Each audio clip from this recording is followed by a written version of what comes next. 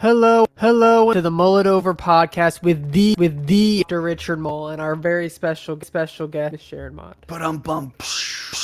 Might be the last Yes, time you guys could be, ever be. ever We hear. now have a professional intro.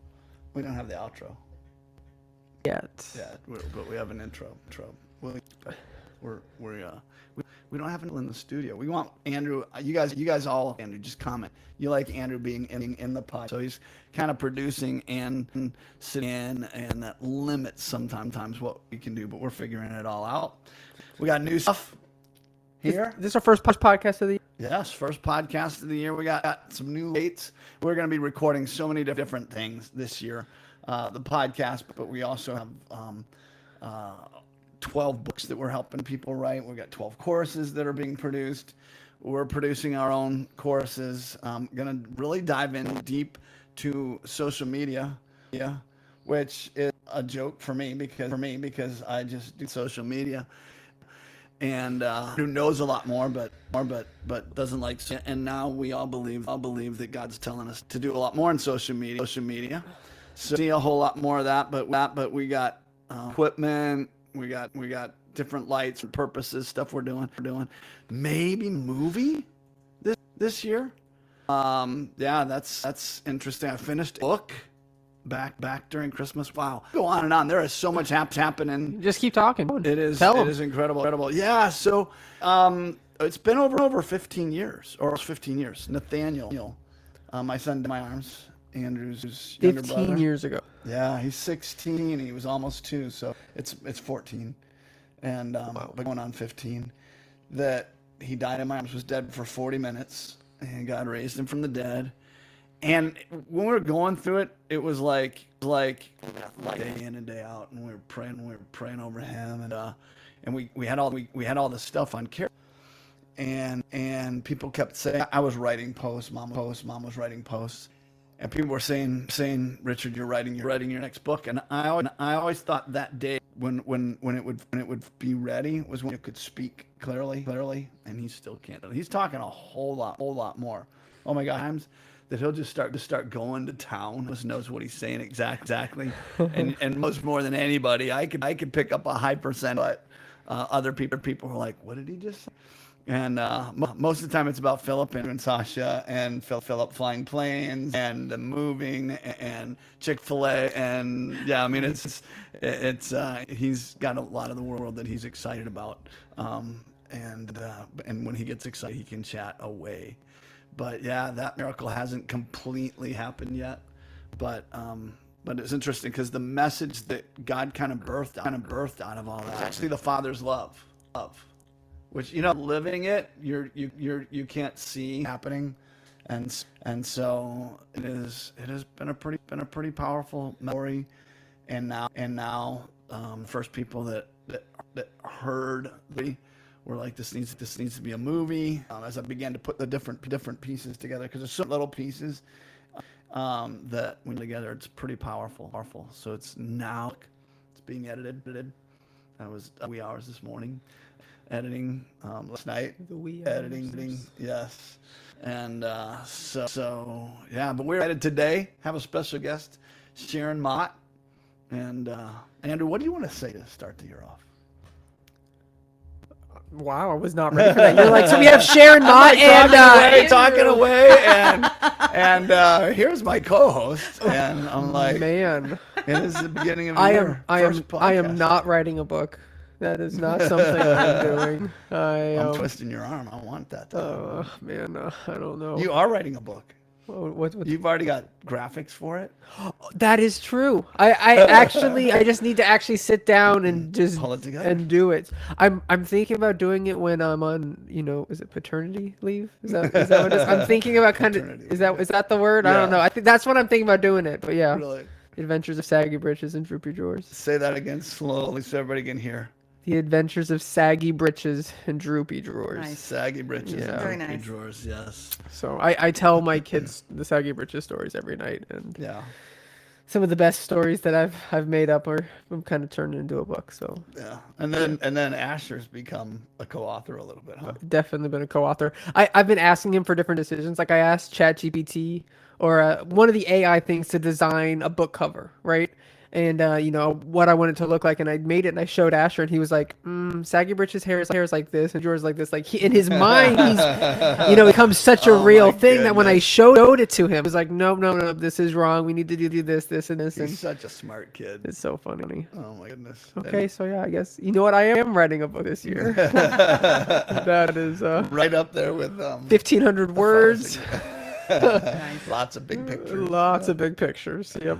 Oh my goodness. Oh my goodness. And Sharon Mott, we have another author. A real And author. a real writing her book as well. Oh, great to have you on the show. Is that Operation Light Force? And how did we get connected? Amazing story. There's always amazing people that get connected here, but I want to hear this one again. Very cool story. My husband and I moved to this area coming up on three years or so, and we were in between churches, looking for a place, praying, where are we going to go? We're living here in the Tampa Bay area, and we were at a restore, which is associated with Habitat for Humanity, and we were there looking for furniture. It's a used furniture store basically, and my husband comes over to me and he says, "I'm going to go look at the books." Books? You have books here? This is a used furniture store. Why are there books here? I said, okay, whatever. God's done that before. God will send him to some book section, and he goes down. So he goes and busies himself, and I continue to look at furniture. This book over to me, the back of it. And he says, "I found this. Look, this guy Richard Mull. Look at the back of it," and it says, "Oh, Baptist pastor who got filled with the Spirit." And it really intrigued me because that's sort of my background. And I thought, oh, maybe does he know about a good church in the area? And at that point, I had no idea what I was doing. I didn't know anything about the ministry. Never heard of Richard at that point. And we were in a desperate place, looking for a place that would welcome us, and we could be seen, and we could grow, and all the things that you really would like, and really an Acts 2 kind of church. People that understood, people that got what Jesus did. And of course, the name of the book was the Jesus Training Manual. I know that now, and I've read it, and of course Richard read it. And before my husband even had a chance to read it, I through it. Oh. Richard, he gets it. He knows. There's no. We need to go see this guy. I sent an email, and I want to go see if there's a church. Is there?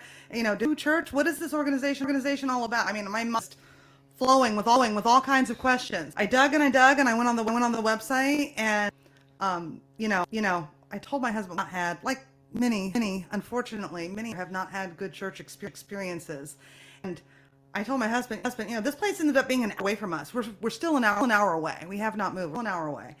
And my statement to my husband was simply, if we hate it, we never have to go back. That's our fail safe. If we don't like it, we just won't respond to anything. And we showed up, and it is quite unconventional the way this organization is set up, which was fine with me. I didn't know it at the time, but I am really not interested in the traditional, the way normal church is done. I'm really not interested in. And we showed up to the organization, and one of those involved with the small group that we're now very much was helping an individual building, and I shoved my husband's arm. Hey, you want to go see if this is the place? We've got the right place. And of course, we had the race, and now we've been here almost 2 years. It's been all because of a book. All of a book that ended up. Richard, the Jesus Manual was probably 20, 25 years old, yeah. And it ended up in a used furniture store, and we found it. My husband found it because he was following God's leading, and here we are. Wow, yeah, cool. It's been great having you guys. Love you guys and what God's been doing in and through you guys. So tell us some of your journey, some of your story, especially, as it relates to the book, but give us some background. Sure. Somebody in our small group asked me this question. We've been here coming up on 2 years and probably about 6 months in. Somebody asked me, have you seen any noticeable growth I thought if you had asked me that question even 5 years ago, I would have said, sure, I do all the things. I read my Bible and I go to church and I pray. I think I pray and, I volunteer and, I do all the list of things they tell you to do. I do all that. And when she asked me that question, it took me back because, I've been in the church all my life. And to ask that question, it stunned me and I had to think about it because I realized I have seen noticeable growth in myself in the time that I've been with this organization. I thought all those other things were growth, but I have seen noticeable, Mark, I can look back and say, hey, this happened, this happened, this happened. These different things happened. And one of the most, Richard was just asking us the other day in small group, what was the most pivotal thing that happened in 2023? And for me, the most, without a doubt, by far, the most glaring, changing thing that happened in my world was when some mentioned to me one word in the middle of a sentence. They just threw a word. I said, I'm having problem, and I've been very vocal in my small group, so I'm not throwing any bus with this. I said, struggles with my husband, but I don't understand what it is. And someone threw in the word, oh, that's just codependency. And I thought, what? Now, internally, I'm not codependent. How could I, the whole bit, I really defended myself internally. And I said, that's not me. Not a problem for me. But even 6 months before that, somebody had said that there was a book they had studied in the group here called Codependency. I actually have the book. Conquering Codependency. Great book if you are really interested in digging in and learning some things. So between hearing the word this individual said, mentioning the book, I thought, okay. I've in my Christian walk since being here. I see sort of a theme going on. I need to look at it. Like if I hear the same thing a couple, maybe there's something in it, and to look at it, and that those two moments combined sent me on excuse me, a healing healing journey. I don't know how far you want me to go with that point, Go but for it. Yeah. I realized by reading the book that I was totally dependent. I was codependent. I was pushing. One of the things that this book talks about is when you're like desperate for affirmation. I thought, well, I'm a words person, and so I'm not desperate. I'm not desperate for affirmation. That's not me. No. I was demanding it. I was insisting. I was pushing and pressing, and I was just creating such friction in my marriage. I was just ugh. And I was codependent. And I still have to work through that is because I had created an environment in our house where we didn't move unless he spoke. It was a horrible, just very emotional traumas came of the environment in my home when I was a child, and I didn't know that. I had no clue. Now, I'll lead into this in a little bit. I was already a pretty powerful person. I knew what I wanted to do. I knew where I wanted to go. I had some strong ideas about things, all that stuff. But there was this one area, and that one area was in my eating habits and my food habits. It was horrible. If somebody said something I didn't like, my go-to was, everybody's seen the party-sized bag of potato chips.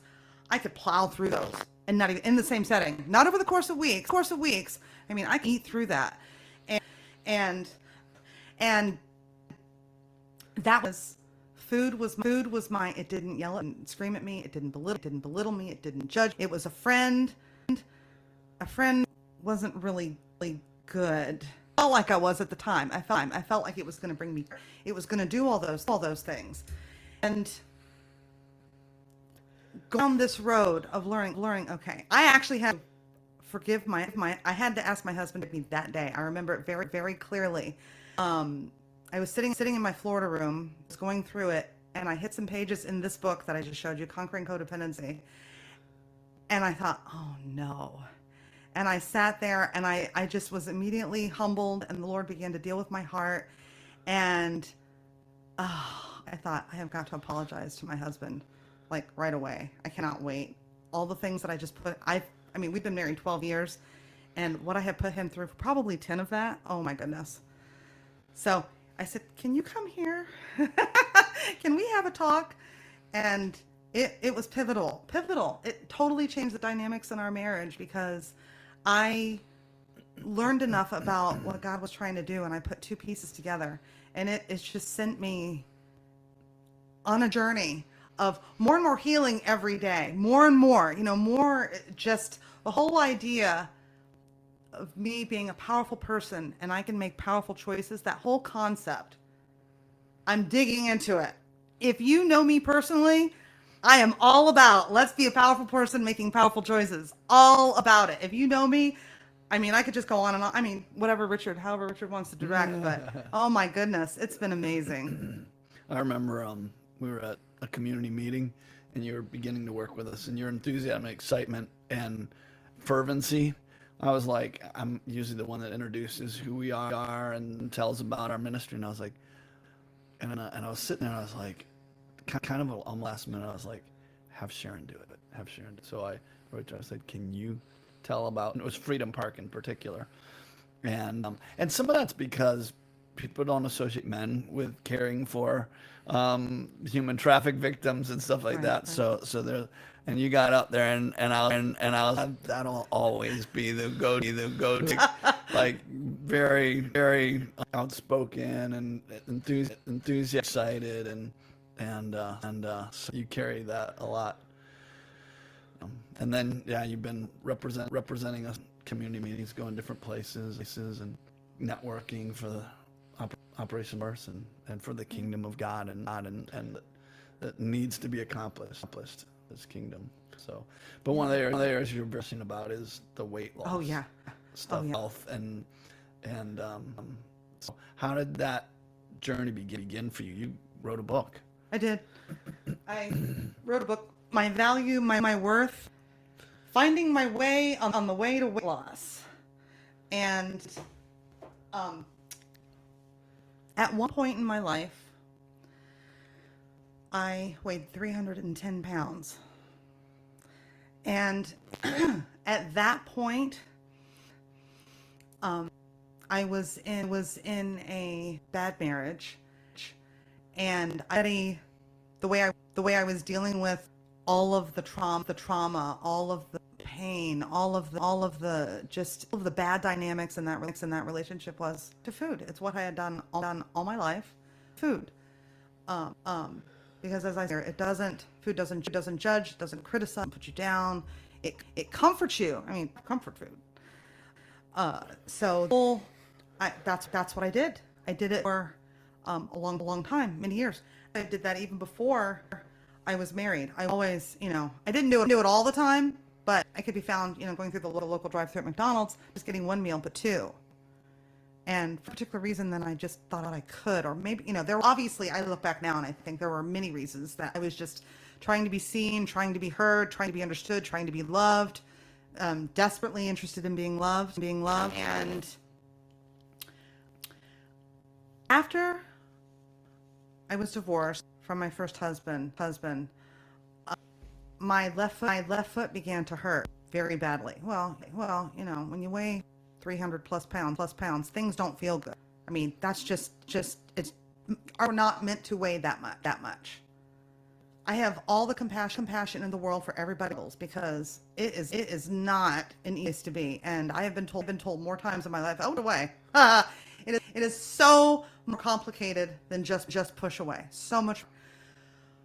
But my foot beginning to hurt, my left foot, and what I had done was I had broken, torn, not sure what the right word is, a ligament in my left foot.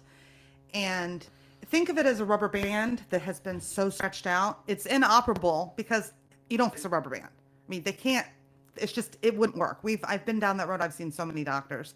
I finally found a chiropractor who adjusted my foot believe it or not. No, they could do that, but he adjusted my foot enough to wear orthotics anymore, which I wore for probably, and so that's great. That's great. I love that. That's healing. But after I got divorced, a pastor I had was living in Connecticut at that time, and I spent 20 years or so in Connecticut, and that pastor had encouraged me to take my health and, you know, all that kind of thing. And it took a lot because, you know, when you're getting divorced, you're rejected, and there's so much. I'm sure many of you have been through that or understand that kind of trauma, and it's just awful. It's just horrible. There's a reason why God says he hates divorce. I hate divorce, but, you know, it's just part of, you know, no judgment at all. No judgment. You know, when I was going through that, I was a single mom for a little while in there, and I realized that I needed to start taking care of myself, which is where this book came from, was really the journey, how I realized my value, my worth, because I had been, my first husband, it was not good. There was infidelity and multiple infidelity, and it just was not a good situation. And I had forgotten my value. I hadn't yet crossed into the codependency. That was a whole different issue. Many years yet to come. But at that point, I thought I really need to take care of myself because I'm worth taking care of, because there's something about me. So that was a deeper place, that it was like this, the birthplace of my weight loss journey, because I began to realize I have to feel like I am valuable enough, that me as a person, that I, Sharon, am valuable enough to take care of, to just do anything health-wise, go to a doctor, you know, scale, choose a piece of fruit versus potato chips or whatever, you know, all those different things. I had to come to that conclusion, and it was hard. I had to do a lot of soul searching. I had to ask God, show me. And I began to realize that a lot of it was this, Richard often talks about this, it was soul tie and it was unforgiveness. Unforgiveness was huge where my dad was concerned. I can say that I didn't realize it until just recently, because much forgiveness, but I actually hated Dad because he didn't listen. He didn't want to listen, didn't hear. I was unseen. I felt almost like I was a bother to him. And I didn't ever want my kids like that. I have two beautiful grown daughters, and I never wanted my children to feel like they just a bother, that they were in my way, or there's pawns in my life to move around. I never wanted to feel like that. And I think they feel very loved and cared for. So I did something good out of that horrible place in my life. I was able to bless my children and give them a relationship on that level. Back to the weight loss issue, at that point, and it was around 2008, 2009 that I started that whole journey of weight loss. And okay, so how do I lose weight? Well, you know, I did what a lot of people do. I joined a program, and I did. It took me 3 years, and I lost 100 pounds. Wow. Well, It took me 3 years. At that point in time, I had a different perspective how I was going to approach weight loss. I wasn't doing organic. I wasn't chemical free. I was just tell me and I'll eat it. And that's basically what I did. But what I didn't know was even that was a level of codependency, because I have to go do this because they're the ones who are the miracle cure. They're the ones. And I'm not saying that it's not helpful to have something like that. It still goes back to the motive of my heart. I couldn't deal with someone else telling me, you have to eat this, or you can't eat that, or that's not on the plan, or, oh, you have to stay. That is still, in my view, a level of codependency, because I need to be the powerful person making the powerful choice, realizing that today maybe the donut is not such a good idea. Maybe tomorrow I can live with that. Maybe I can do that. Kind codependency. Let's see. My Mott version of codependency is really totally on someone else for my value.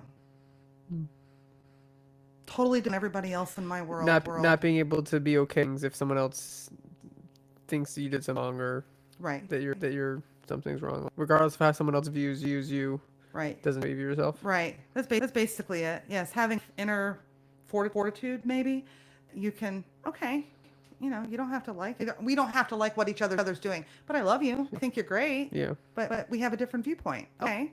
Yeah, that's it. And I think for a lot of people, that's probably different.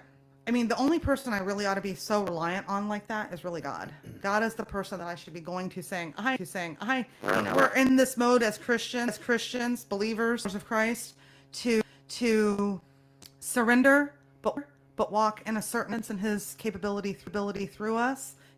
So we're kind of going back and forth, but ultimately, that's where whole. If I'm going to be codependent, I want to be dependent on God. What am I going to do? What's the next?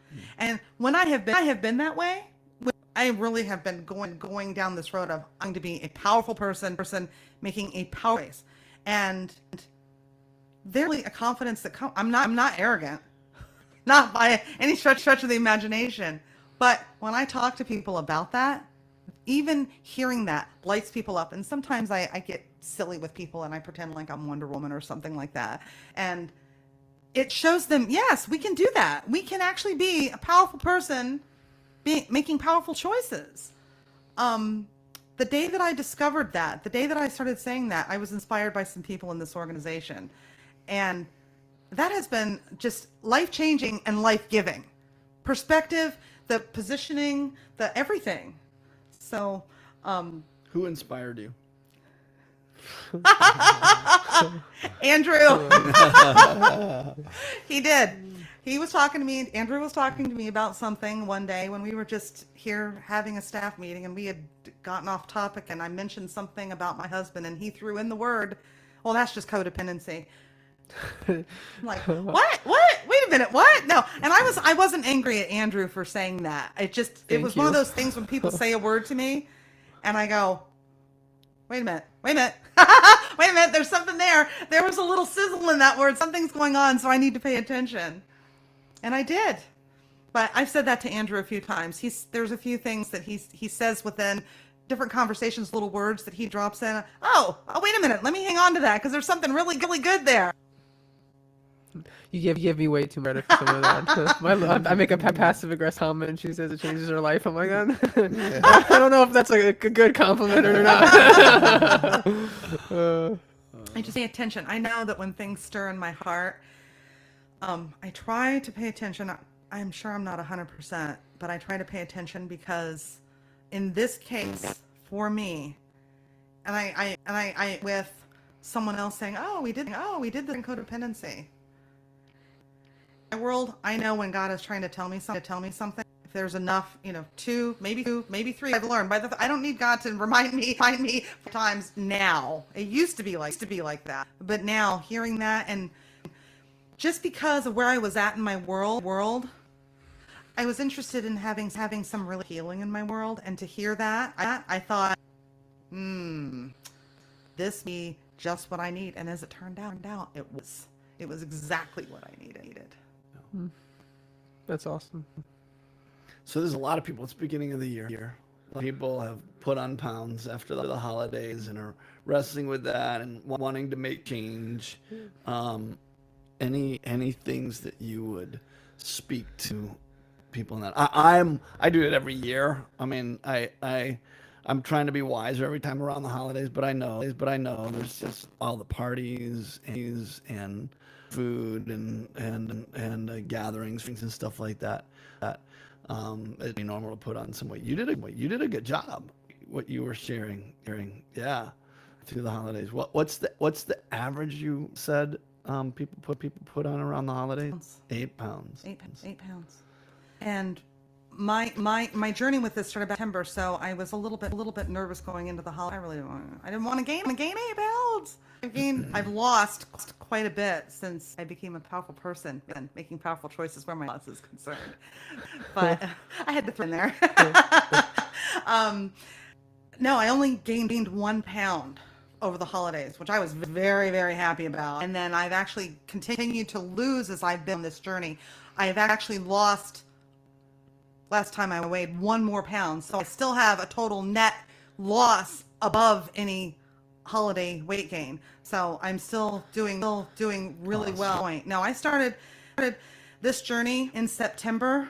No, in June. Richard actually mentioned one day when I was here. I mentioned something about I use our community pool here and there and like that. And he said, do you take advantage of it? And again, the one phrase, the one word stopping me from using the pool every day. I want to swim with other people. I don't. Because I still have a foot issue and I have a knee issue. I use a noodle and I splash and I'm just a mess.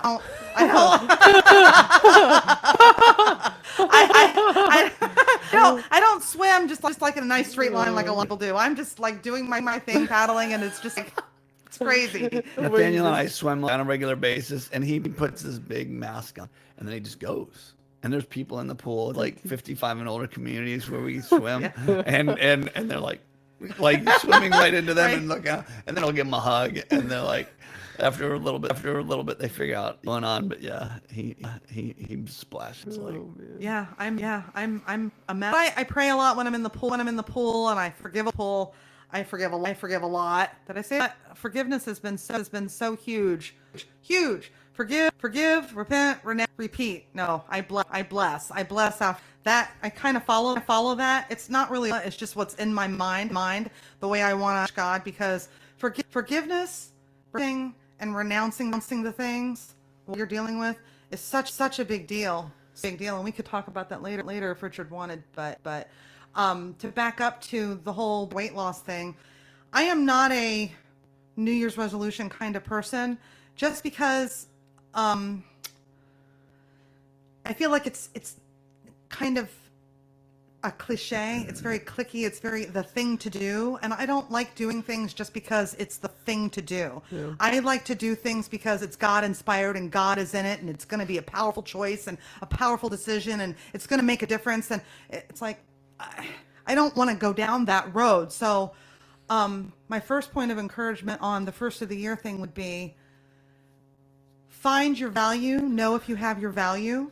Know if you have that understanding, that deep understanding. Know that you value yourself enough. And I know that's hard. I know that's so hard, because I can't tell you how many tears I cried and how much I agonized over, who am I? God, do I matter? Does anything that I do in this world matter? I just, got cheated on 8 times by this man I was married to that I was so faithful to. Do I matter to a man? Do I matter to you? I mean, I'm going a little bit deep, because the reason why we overeat, the reason why we eat things that are bad, by and large, people that are excessive and all that, the reason we're trying to fill that void, we're trying to fill that up, we're trying to, emotional eaters, if I'm talking to you, emotional, you know that it's so much more. You just want to go find some people are sweet, some are savory. They go find that thing. And when you are in this weight loss journey, the ultimate key to that is you have to understand that you're valuable and worth it. And that is like a process in itself, to understand that component. Because I can tell you, I lost that weight, gained every bit of it back. Because every bit of it back, because I didn't understand that I was valuable enough, but that's where the tendency came into play. Is because if you're with me, I'm going to go eat. I mean, I didn't art that, but subconsciously that's what I was doing. Because if I'm not getting that kind of value, if you as the person supposed to value me and you're not valuing me, I'm not valuable. That's a lie, total lie. But that's the codependency king. That's that mindset. When I did this time I didn't weigh 300 pounds when I started this time. I started this weight loss journey in June, because I've got I'm part of Operation Light Force and the organization. Of course, I'm on staff and all those things. And I am around a loving group of people who support each other, and especially when I was thrilled to find out that Richard does this. Very interested in supporting people in their journey, all of that. I started in June, and it was just probably, I don't know, two or three months before that, I realized that I was codependent. realization is what kicked in this current weight loss journey I am on. And I can tell you, it is from anything else I have ever done. Yes, there's things that might have changed, and yes, I exercise, and I do all those things. They're all part of it. You have to keep moving your body. You have to keep eating the right foods, and all of those things. But really, the motivation for The why. totally the why, is because I realized that I am a powerful person and I can make a powerful choice, and I don't have to be subject to that food, to that emotion, to that person. I am not a victim to them. I am not a victim. My whole stature changed. Everything changed when I realized, my gosh, I don't have to give in to that food. I don't have to have you. You don't have to have you. You don't have to talk. I don't have to eat you. And I'm not opposed to it if I need to. I don't want to buy that, and I'm not implying that I waste. I'm just saying that in my struggle, in my moment, it is just way for me to just put it in the trash. I want to give it away because that doesn't help them either necessarily. I don't want to enable someone else. I'll just throw it away. So I believe, break bread together is biblical, and there's something life-giving of spending time around food. So we have potluck here. Mm-hmm. And Every week, right? Every week. Yeah, we did it 2 times a week. God and that was not an easy time. I've almost always watched you like pretty dedicated to what you're gonna take. The other thing I've said, and I said this to our group, I was like we've come a long way from a high percent unhealthy, highest percentage of stuff healthy. Now I have a whole bunch of food.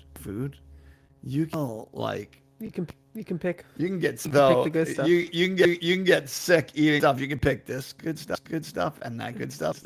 And I've done that. But you don't have to do that. You can. What's wild is the people that I struggle the most. Watch them eat more makes me want to eat less. Like I don't know what it, because I do it for them. I want to help them. Like have more self-control, say no. Don't want to shame them. And I remember feeling that when I was my first ministry experience. I was with a pastor who probably weighed about what you used to weigh, and probably more. And when we would have lunch together, which wasn't very often, but when we would, and watch him put away food, I'd push away the plate because I was like, I wanted to save him. I wanted to help him, and the other thing is, it was a motivator. I was like, I don't want to live like that. I don't want to feel all those physical problems.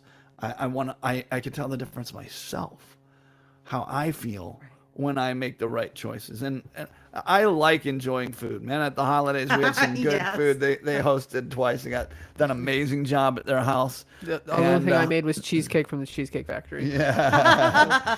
Nice. Yeah, you had 3 of the same gigantic. Yeah, two of them. Okay, that was 3. Nice.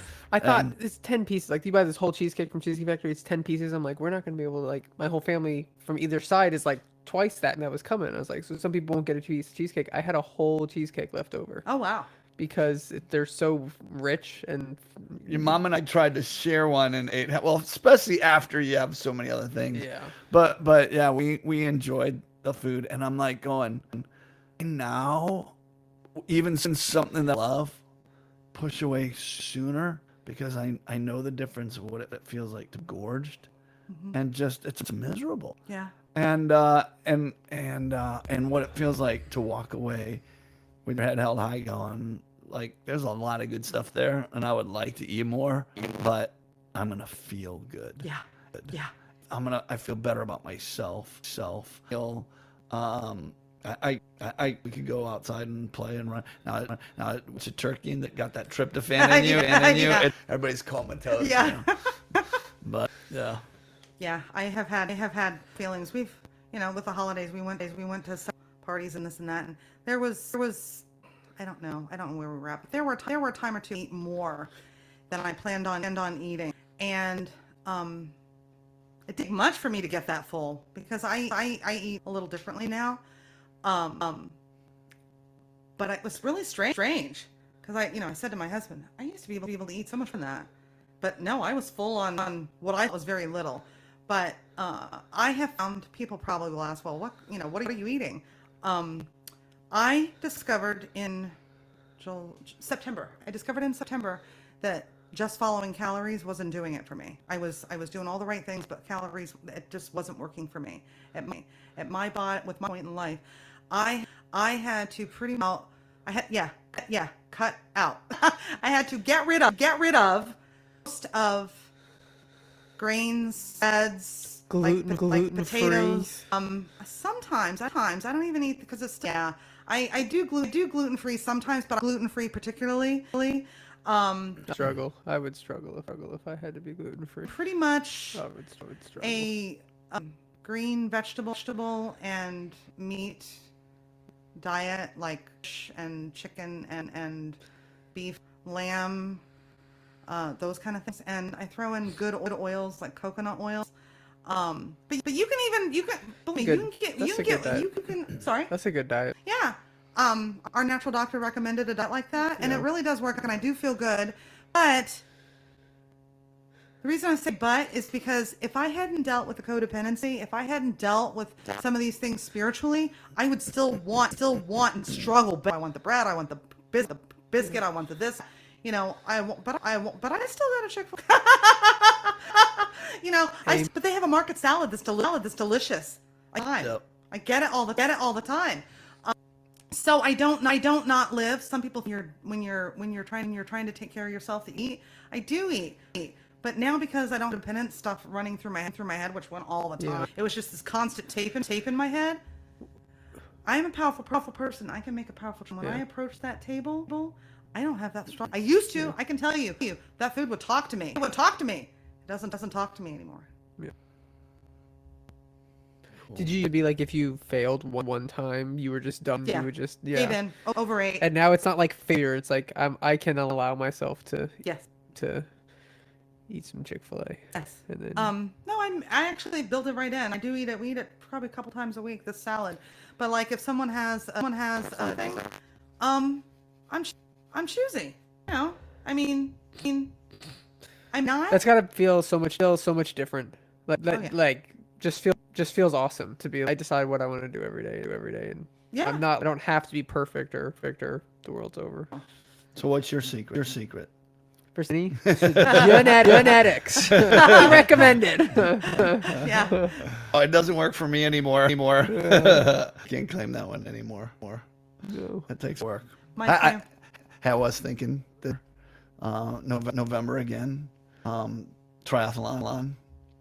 I need a target to shoot for. I'm wanting to turn 60 in some of the best shape of my life. So I'm like, you can do that. Yeah. I believe in you. And you're a powerful person who's not codependent, so you don't need me.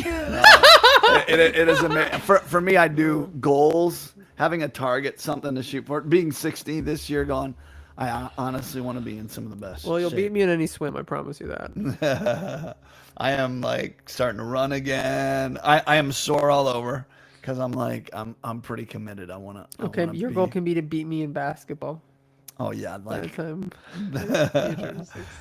yeah. I watch some of the Jordan documentaries. They're like always pop up on my feed, and I don't do it often, but they never go away.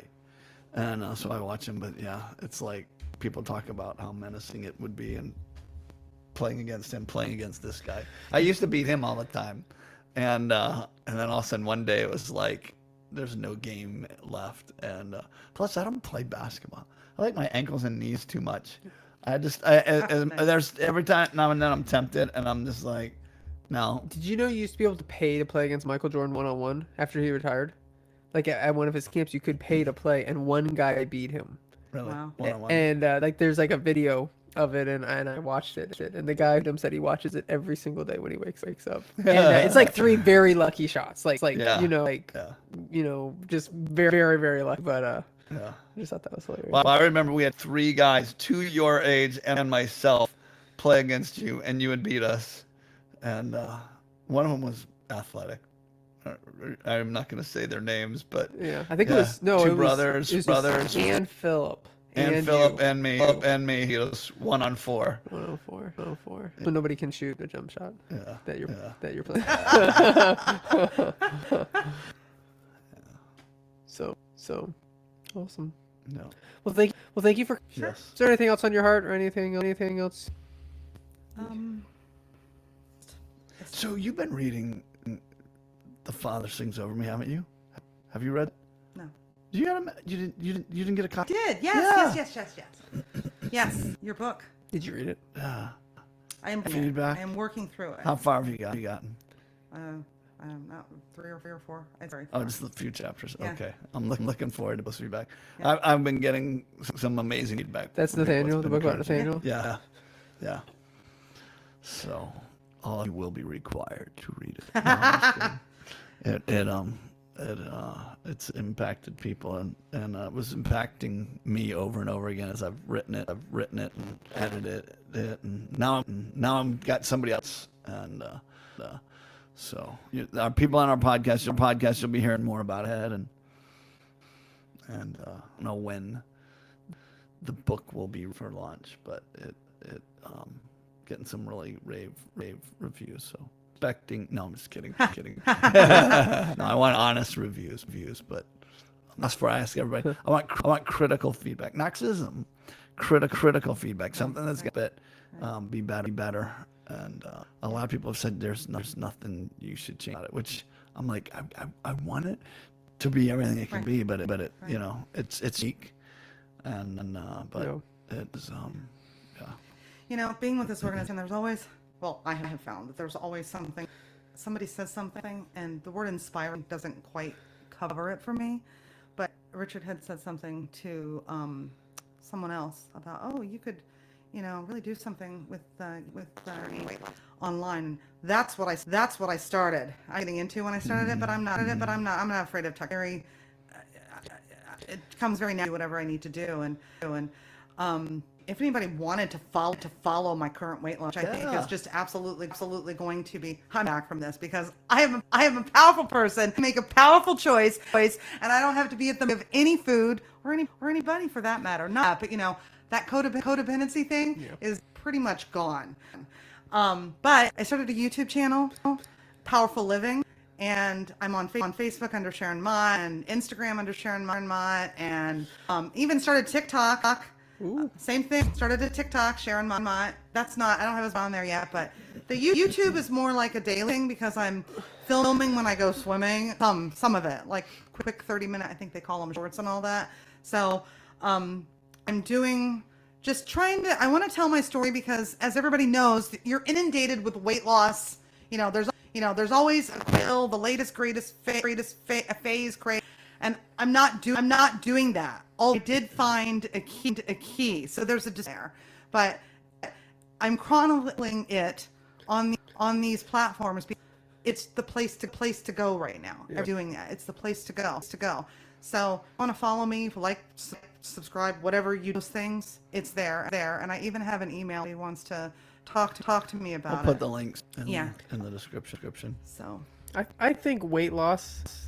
I don't know about weight loss. I think watching what you eat is like a biblical thing. I mean, the entire Old Testament, like you know, the law, there were so much things of what not to eat and what to eat that was like there was a religious aspect of it, but when you look at it, it was really healthy. Yeah. And it set the Israelites apart from other people. You look at Daniel, you know, they didn't eat certain things and it set them apart. I think it's something that made them healthier. Yeah. It made them look better. But it also was like something where people were like, we know that you follow God because of the way you eat and live your life. And I don't think Christians, by the way, a lot of Christians, or a lot of times, you can't just go to a restaurant and say, hey, that person's probably a Christian, that person's not, except for the waiters and waitresses say that on Sunday, nobody tips. So, you know, like that, like, instead of setting the example of like, this is the way, you know, you can tell, hey, I can tell that you're a Christian by the way you love, by the way you eat, by the way you live your life, by the way, like the standards you set. I think that that's something that, you know, gets lost because we're not religious anymore. It's grace and love, which is all true. But at the same time, I think we're still supposed to be set apart. Yeah. So, well, Jesus is the discipler. He's the ultimate discipler, and he starts everything of his ministry with the 40-day fast. And he said, when you fast, there was somebody just posted something, actually quoting something I had said, and about fasting, and someone said, well, thank God that we now live in the era of grace and we're not under the law.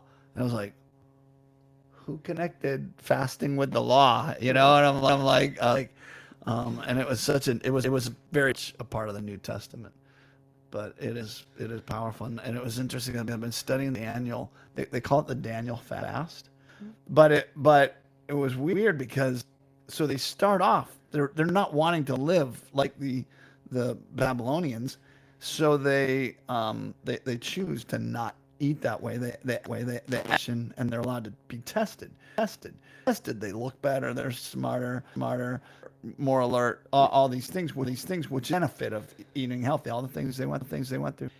All these years later, Daniel sees about something, and he goes back to that. What that tells me that he had begun at some point to eat the way that they ate. Basically, his fast was back to what was biblical to be with in terms of, I never noticed that before. So in essence, I was going, is that really a fast? It's been. He doesn't use the word fast. Yeah. But he wouldn't eat the king's choice meats or choice foods, and was probably more like the Shadrach, Meshach, and Abednego had done with him many years ago. Which it wasn't even a diet.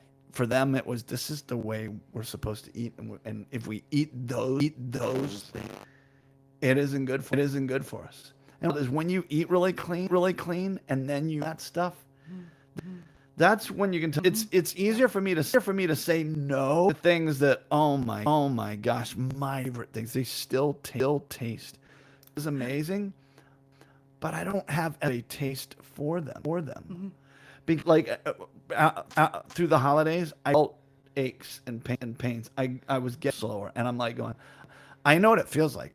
I'm 59 to get up, be able to do. I did 100 jump squats a day in about 30 minutes, and less than that, about 20 minutes time, which surprised because it was a target I set, and I was like, that's too low of a target. I was surprised because I'm touching the ground, going up, and I was like. I could not have done that at the end of the holidays because of the sugar that I had in my system, and I could feel it in my joints. So when you have it out, you know how amazing it feels, and then you scale it. Then it's like it is like Yes. it like you demon. It is not like it. I like how I want to maintain this sense.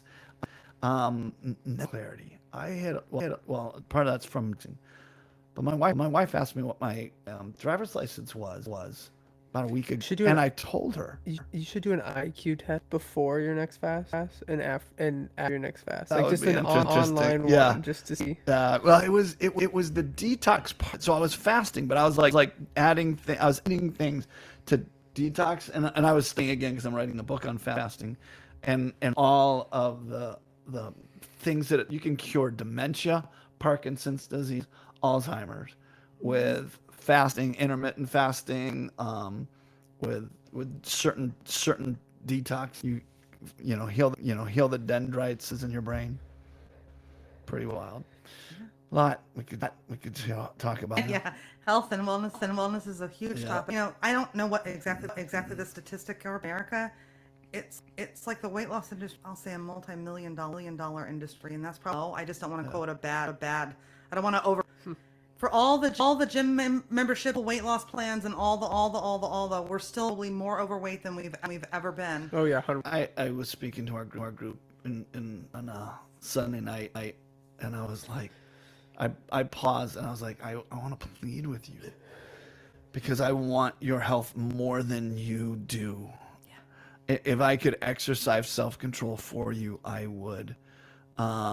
And wouldn't be self-control. I know. It's very codependent, but it was like, but it is like, I want to see the number of times I've talked about detoxing, and people ask me, and they get my recipe, and the number of times that I've actually heard people do a serious detox, after I've told them how, And then I see people with You the kidney stones, the gallstones, and all these things. you did something one time, man. That was like what 7 years ago, where you had everyone come and you juiced. We did a juice fast, and Yeah. everyone came in. I think it was like 5 or 6 Brought their days a stuff. week, and we Yeah. they brought their stuff. You juiced for them, and you talked about it. I wonder what would happen if a church like. Like there's like biker churches 40 and basketball days. churches Yeah. and all that. But what if there was a church that was like, hey, we're just a wellness church, and like 7 days a week we get together, we walk together, we eat together, we Interesting. exercise together, we stretch together, we talk. Or even just did like But- 40 days but together. No, or got to be something like a year. Like that was Yeah. like this is what we do, like a lifestyle, like year Yeah. round. And like while they go on walks, they're playing worship music, and like they just connected all that. You think about it, Jesus, they went walking every day. The They- saying is a lot of times it's healthy people that are committed to that. why do you? I mean, what do you mean by that? Like, Why is that sad? Of course they're healthy. if they're Yeah, the committed yeah, ones. but I want people that aren't healthy to go, I'm gonna make that choice. I'm gonna do that. I'm jumping in to make that transition in their life. It's more than one It thing. She it talks is. about she had to get over It's about the heart, codependency, power. Yep. And then say, this, what I'm doing right now would have worked if I was still relying on Oh yeah. everybody own. Yep. That's not to say that I don't like I'm a words person. I like getting a pat on. I like that. I absolutely do. But if I don't get it, Yeah. for the most part, I'm okay. I'm probably 90 over it. And I want to be free. I mean that's a whole powerful person making a powerful choice. Because in that power, I'm free. So until I figure out, I really think that anybody's an emotional eater until they can find healing in the codependency or whatever it happens to be, Yeah, whatever it's thing is different going for on different in people. there. Yeah. That it's going to be almost impossible. It is possible because all things are possible to him who believes, but that's just it. You have to believe. So it gets very complicated because, as we're talking about here, everybody is different. But some of the people that I associate with, it's codependency. It's that. I mean that's and it's hard because if all of that, I get it, and that's the place right there. Where am I going to get it? At the core of everything is value, right? Yes, Right. yes, Like yes. when you bring people are seeking to feel value, right? Yes. Like in every addiction, everything you can trace everything back to I want to feel valuable. I want to feel valuable. True, absolutely. And so there can be slightly different roots for everything, but ultimately to a degree it's going to come to my value. Yes. And so when I don't feel valued, I need to mask, cover, Yes. and do something. Yep. And so, yeah.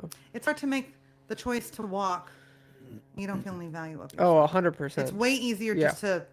just to stop. Yeah. Just to put it or Yep. whatever you're right. Whatever. Yeah. Yeah. Well, let's pray. Let's pray for all the people. I want you to close that know that God's speaking to them right now. They need to changes, and they need to deal with things in their heart. Interesting because I have watched God as He heals on the inside. That I'll take, their place, and God so much about eating healthy. That's why the law was arbitrary. It was not just religion. It was He wanted people that experience divine health. So pray us out. Sure. Oh, Jesus, thank you so much that you provided a way for healing. Yes, Lord. That I am above and beyond grateful for, that you provided a way for us to be healed. Even by your stripes, all of that whipping that you took, you created a way for us to heal and healed. And for my own healing, I thank you for leading me down, Lord God, and Lord, for all those individuals who are and are struggling, don't understand, and they're just in this place that I was in.